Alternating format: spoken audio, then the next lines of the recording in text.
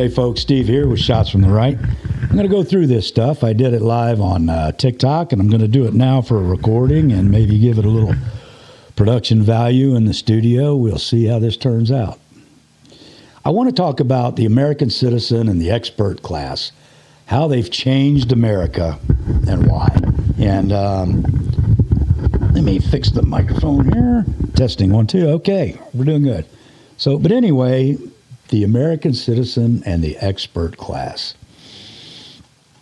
How the experts have come to socially engineer and manipulate our society.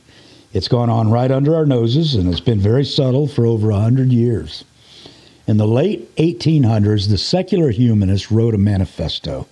And I found this in my research about 20 years ago, and I've been unable to find it again, but back when I was blogging and doing talk radio on AM radio, I found it.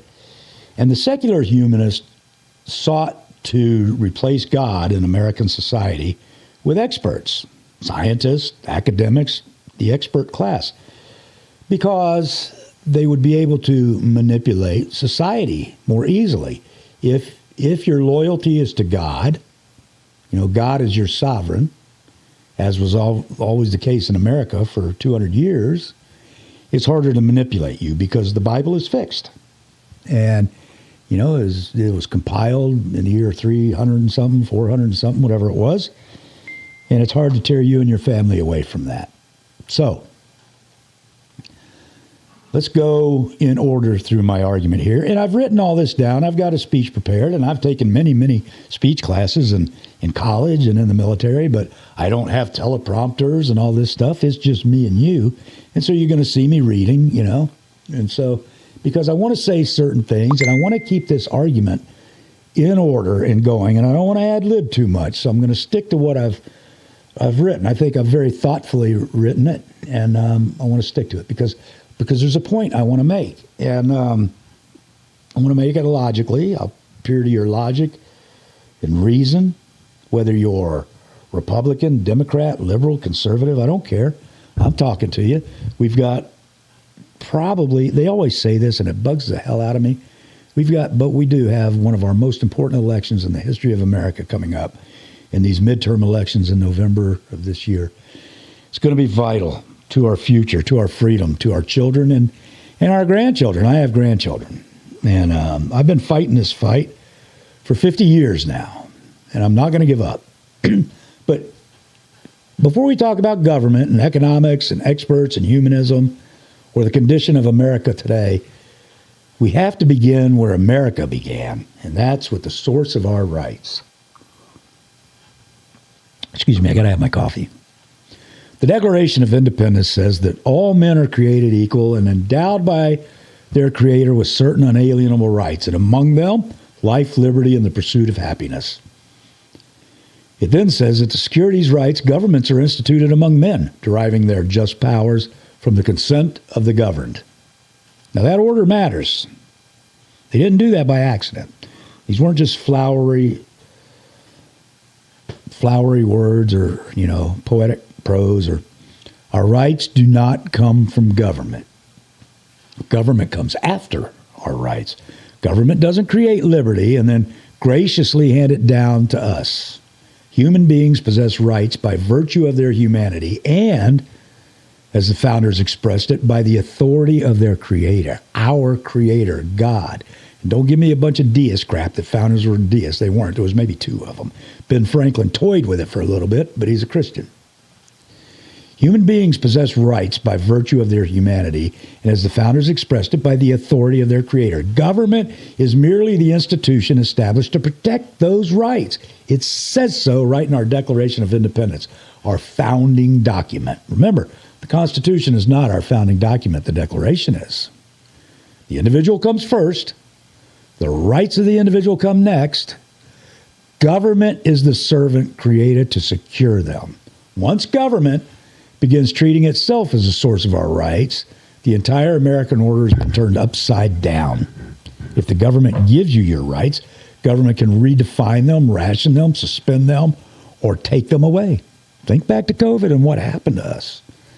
But if your rights existed before government, then government itself is bound by the moral law it did not create. Now, our founding documents were written for the ordinary citizen. The Declaration of Independence, the Constitution were not written in a dead language. They were not written in secret code. They were not deliberately hidden behind mountains of modern legal jargon so that only judges, attorneys, professors, or political scientists could understand them. They were written to be read by you and me, debated and understood by the people who would live under them. The Constitution went before ratifying conventions in all the states. The public argument reached framers, blacksmiths, wheelwrights, shopkeepers, merchants, printers, tradesmen, and laborers. These were the citizens who had to decide whether the proposed government would be accepted or not. Remember, we were already under the Articles of Confederation. Good, bad, or indifferent, we had a government when they came up with the Constitution.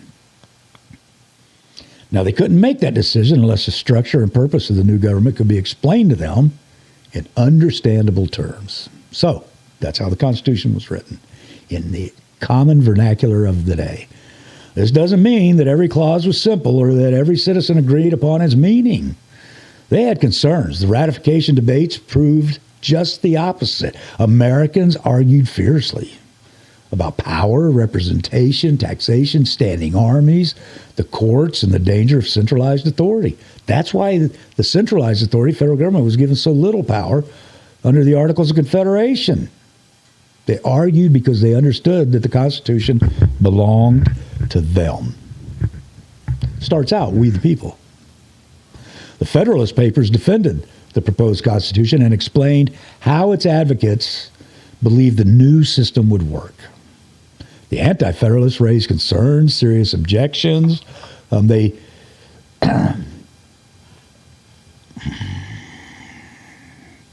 individual liberty. Those objections helped bring about the Bill of Rights. The Bill of Rights was not a list of favors for government or to provide. It was a list of boundaries the government was forbidden to cross. Congress shall make no law.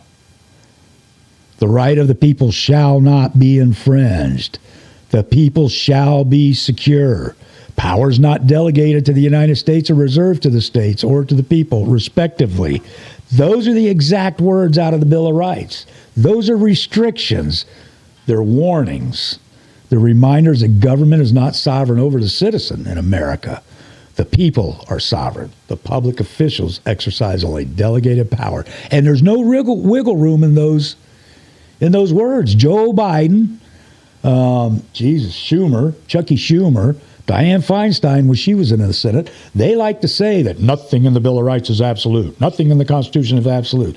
Those words are absolute. Listen to them. Did you hear them? Congress shall make no law, shall not be infringed, shall be secure. Powers not delegated are reserved. Those are absolute words. You'll find nothing ambiguous in the Bill of Rights. You'll find no wiggle room for a pandemic. That kind of system requires a certain kind of citizen. Self-government didn't mean we're leaving a king and we're going to govern ourselves as a nation. Self-government means you govern yourself, I govern myself.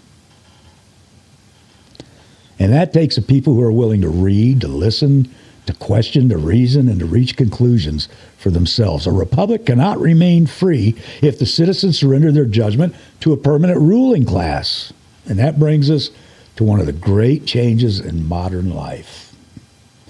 Over time, politicians, academics, secular humanists, institutional authorities have increasingly encouraged Americans to distrust their lying eyes, your own judgment. We're told that ordinary people cannot understand the Constitution unless they are lawyers and political scientists. They cannot discuss climate unless they're climate scientists. They cannot question medical policy unless they're doctors. They cannot understand economics unless they possess the proper degree or institutional title. I'm not a scientist. I'm a highly educated man, but I'm not a scientist. But I can read Poor Richard's Almanac or one of these farmers' almanacs and see what it predicts for this year. And then I can look back and see that the prediction held true and that nothing over the last 40 years that these climate scientists have predicted, that Al Gore has predicted, has ever come true, has ever come to fruition. And as a adult, educated American, I can come to some conclusions. Experts have value, of course. A wise person seeks knowledge, advice when a situation requires it. If I need surgery, I want a trained surgeon. If I need a bridge designed, I want a competent engineer. If I need a specialized information, I consult someone who has devoted years of studying it. But an expert should provide knowledge, evidence, and counsel. An expert should not demand intellectual obedience. Expertise is a resource, not a title of nobility. And when questioning an expert becomes forbidden, and they can't even question each other because they're not on board with the same orthodoxy, expertise has stopped serving the public and has begun exercising authority over it. Anthony Fauci was dubbed as a king for all intents and purposes. The left has these no kings protests, but we had a coronation for Anthony Fauci during the pandemic, and other doctors, other scientists weren't allowed to question him. They were debanked. They were deplatformed. They were censored in their professions. They were fired. Nurses trying to raise alarms, watching patients die and knowing what's going on, tried to raise alarms. And they were forbidden. They were censored. They were deplatformed. Think about what happens when we go to a movie. There's this thing called suspended disbelief. Hollywood asks us to suspend our disbelief for 2 hours, right?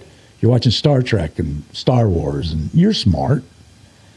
So we know the story's fictional, and we temporarily set aside what we know about reality so we can enter the story and be entertained. It's part of the bargain. We voluntarily suspend our disbelief, enjoy the movie, and then walk out of the theater and return to the real world. Modern politicians, academics, humanists, institutional authorities often demand something remarkably similar. But now the story concerns the real world, real life.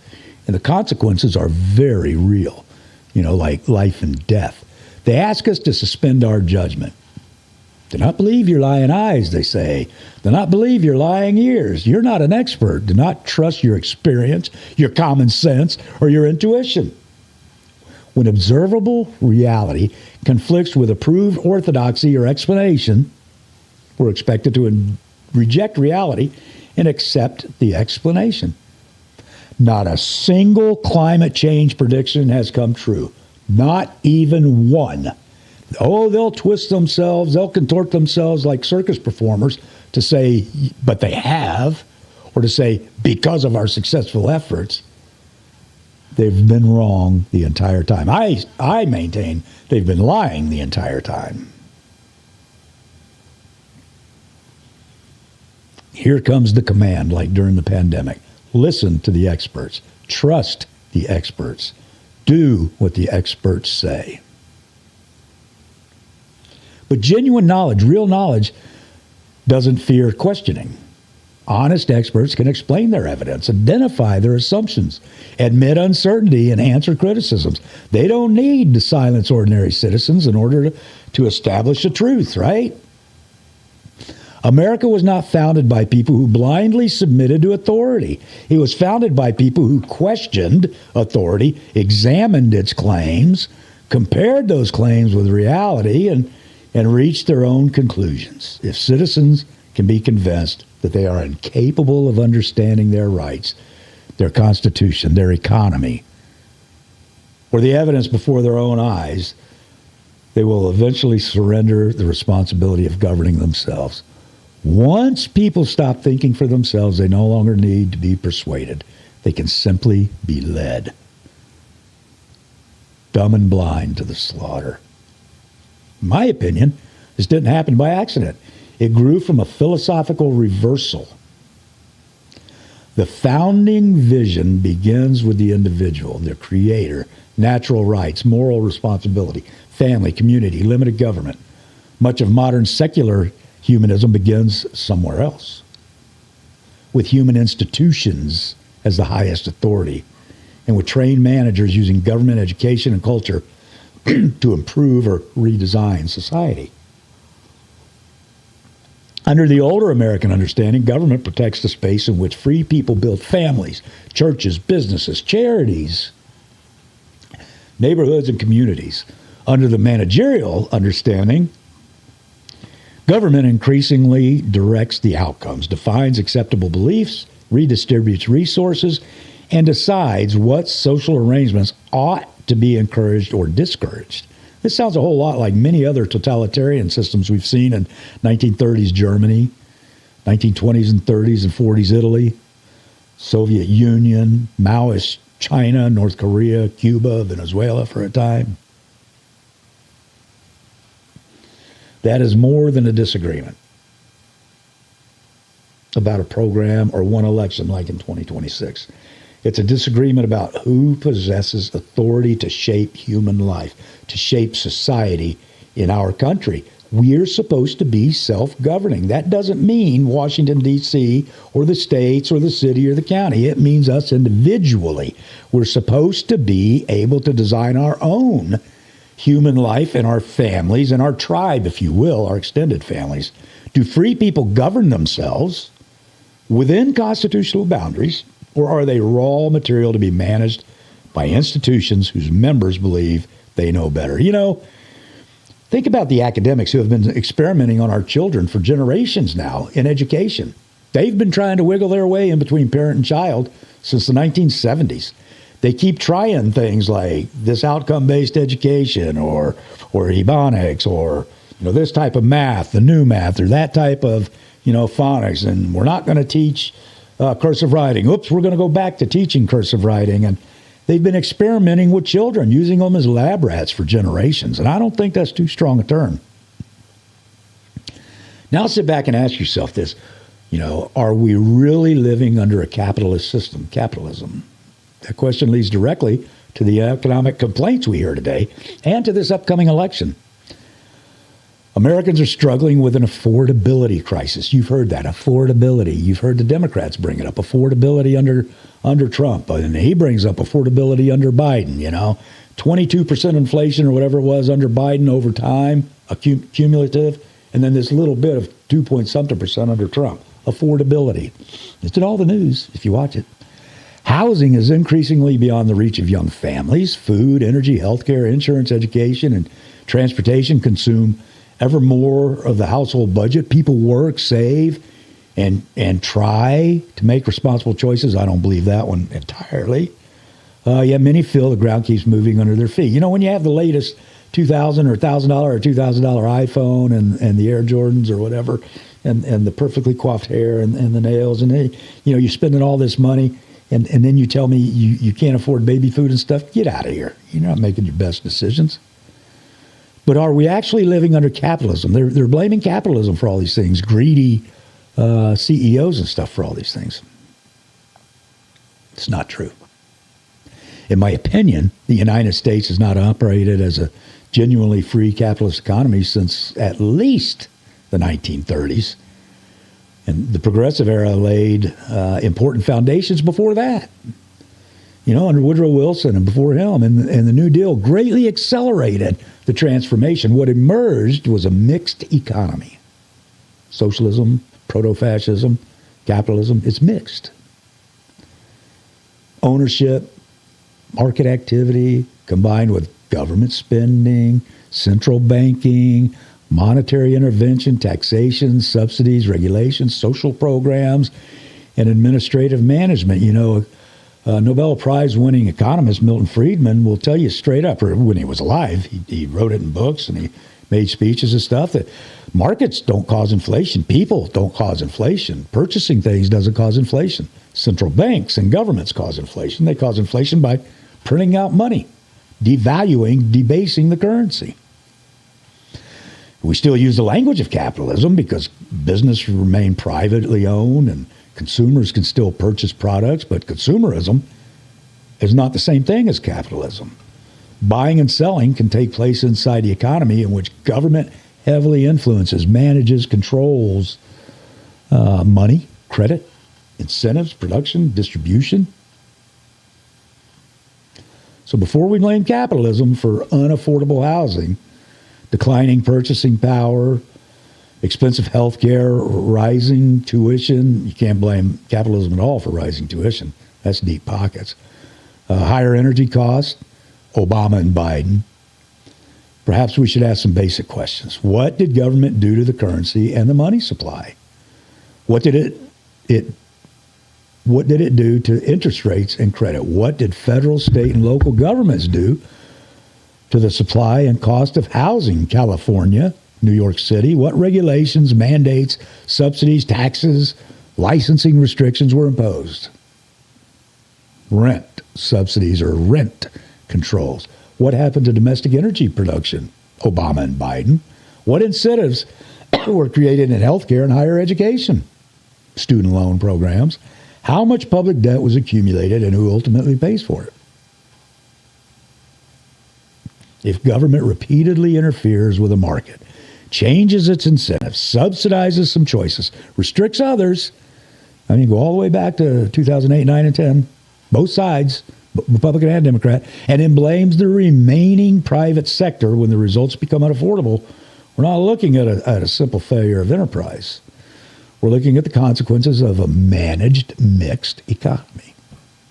The expert class that persuaded Americans they could not understand their own constitution now tells them they cannot understand why their standard of living is declining. Once again, citizens are instructed to ignore the evidence before them and trust the people managing the system. I saw an interview on CNN going back to the jab, right? The CVID shots and stuff and what was going on.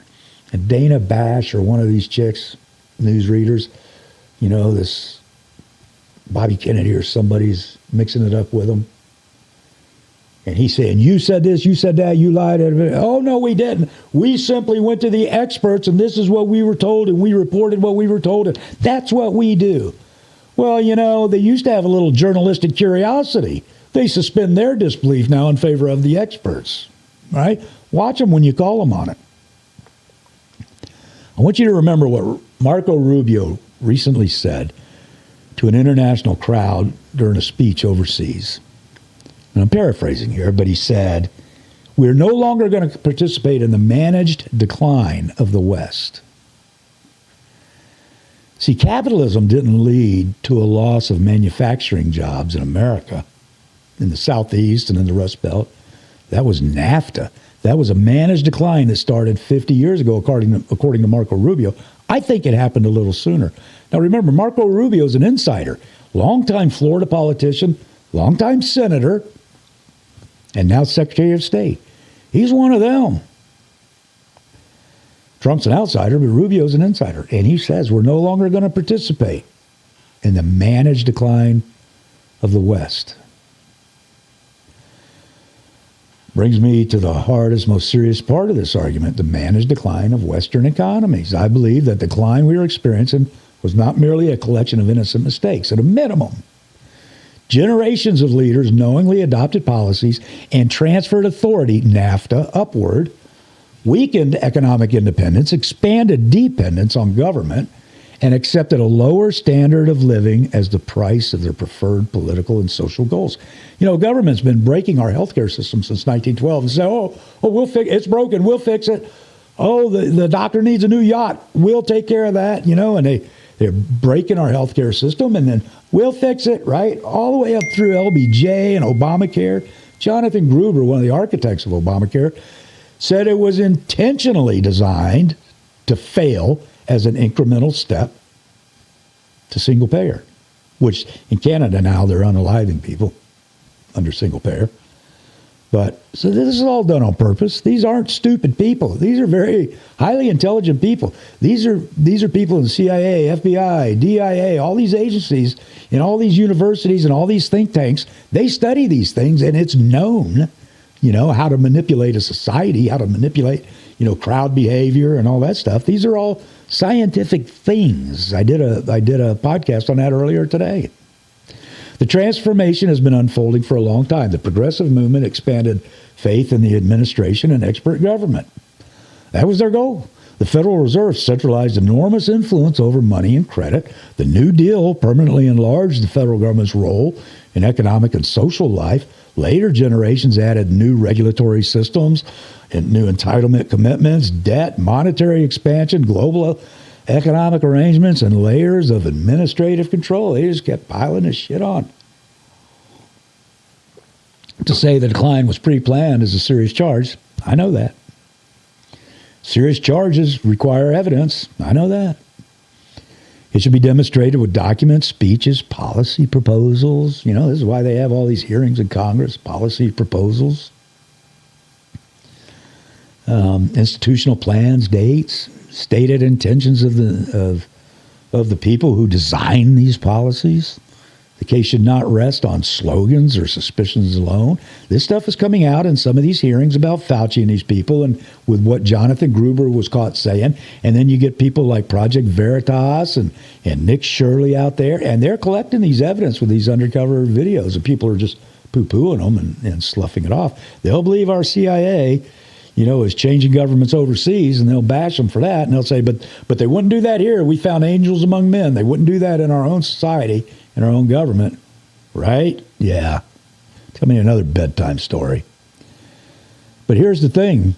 I believe that beyond a reasonable doubt or a shadow of a doubt is a standard for a criminal trial. In a civilian trial, a civil trial, the standard is much less. It's a preponderance of the evidence. I believe that's what we're dealing with here in elections, is a preponderance of the evidence, not a shadow of a doubt. And citizens are still entitled to notice patterns and to ask questions. And that's what I'm doing here, trying to get you to ask questions, notice patterns. When leaders repeatedly pursue policies whose foreseeable effects are a weaker domestic production, more expensive energy like Biden and Obama, greater public debt, Biden, reduced purchasing power, fragile supply chains, the whole pandemic, growing dependence on centralized institutions, the public has every right to ask whether decline is merely an unfortunate side effect or an accepted objective of the plan itself. We should also ask who gains power when citizens lose independence? Who's benefiting? When families can't afford homes, when small businesses can't absorb regulatory costs or increasing minimum wage exponentially, when savings lose value, when more people depend upon government programs, the managers of the system acquire more influence over daily life. That's just a fact. 1 + 1 is 2. So where does this leave us? It leaves us where the American experiment itself began, with the citizen, with you and I, with you and me, with us, and our families, and our extended families. The answer is not to reject knowledge, education, or specialized expertise. This isn't an anti-intellectual rant, but we got to know the difference between intelligence and wisdom. The answer is to put them back in their proper place. Experts advise, citizens decide. Public officials serve. The Constitution governs government. Rights belong to the people. We have to recover the confidence to read our own founding documents, examine the evidence, ask uncomfortable questions, compare official claims with observable reality, and reach responsible conclusions. We must stop confusing credentials with wisdom, consensus with truth, and authority with infallibility. There's an old saying about intelligence versus wisdom. Intelligence is knowing that a tomato is a fruit. Wisdom is not putting it in a fruit salad. Get the information from the experts, but then apply your own eyes, your own ears, your own common sense, your own smell test, your own gut instincts to what you're being told. Self-government's not a spectator sport. You don't get to go to work 8 or 10 hours a day, Monday through Friday, come home, scroll TikTok on your phone, watch the evening news, have dinner, and call it a day. You know? It takes work. You have to be an informed citizen, self-government. It can't be outsourced to judges, bureaucrats, professionals, politicians, media personalities, corporate boards, or panel of experts. Oh, I just depend on them. They know what they're doing. They have no animosity. They have no evil intent. Yes, they do. The moment we surrender our responsibility to think is the moment we begin surrendering our liberty. Our founding, and we've had mal-educated kids now for 2 or 3 generations. Our founding documents were written for citizens because this country was designed to be governed by citizens. You know, not a permanent ruling class, but farmers could understand the central principle. Blacksmiths could understand it. Shopkeepers could understand it. Veterans, mechanics, nurses, teachers, truck drivers, parents, and small business owners can understand it today. How many times have you heard from teachers union? These teachers are the experts, not the parents. Oh my God, what do you mean they're going to be homeschooled? The teachers know best. The teachers are trained. Defer to us is what they're saying. Never mind the fact that since the Department of Education came online in 1979 or 80, education in America has gone steadily down, gotten steadily worse. When we talk about how good it is today, compared to what? Not compared to the way it used to be. Not at all compared to the way it used to be. So, your rights don't come from government. Government exists to secure your rights. That's the only reason for government in America. Read the Declaration of Independence. Its just powers come from your consent, yours and mine. Read it. Question it. Listen to experts, but demand their evidence. Use your own eyes, your own ears, your own experience, your own common sense, and your own God-given capacity to reason. Because a free people must be capable of thinking for themselves. And if we intend to remain free, we'd better start doing it now. We've got a lot of people out there calling for socialism and making allegations of Islamofascism. There are people out there screaming to daddy government, mommy government, to take care for me, to do for me, to give me. Well, they have to take from you. Before government can help, it must first hurt. Before it can give, it has to take. And there are people out there crying out for this and voting for this. They're voting to take away your freedom. Right now, as we speak, that's not hyperbole. It's happening right now, right under our noses. Brothers and sisters, if you don't inform yourself and you don't stand up and you don't fight back, we're going to lose it all.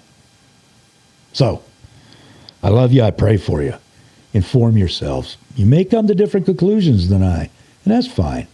But at least be informed about it.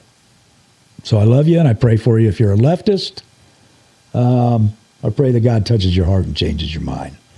So God bless America on this, our 250th birthday. And remember, for our first 200 years, America intricately commingled Christianity and government. Not religion and government, Christianity, faith and government. That's provable, written, demonstrable history. Separation of church and state is a modern Supreme Court contrivance. Not in our founding documents anyway. So, until next time, God bless. Bye-bye.